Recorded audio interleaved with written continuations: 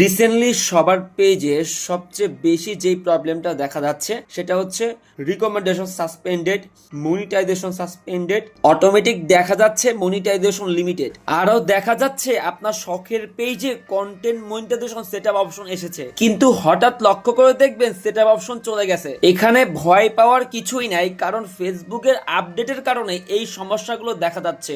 এটা বলা যেতে পারে এক ধরনের গ্লিচ। তাহলে এখন আমাদের করণীয় কি? যাদের পেজে কিংবা প্রোফাইলে এই সমস্যাগুলো দেখা যাচ্ছে তারা দয়া করে এখন আর কোনো প্রকার ভিডিও বা পোস্ট করবেন না। টোটালি আপনাদের পেজে এবং প্রোফাইলে সমস্ত কাজ বন্ধ থাকবে যতক্ষণ না পর্যন্ত মেটা তাদের প্রবলেমগুলো ফিক্সড করতে পারে।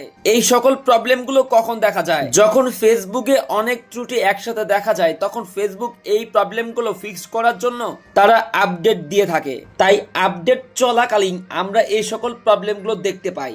এখানে বিভ্রান্ত হওয়ার কিছু নাই এবং ভয় পাওয়ারও কিছু নাই, অটোমেটিক প্রবলেমগুলো ফিক্সড হয়ে যাবে একাই।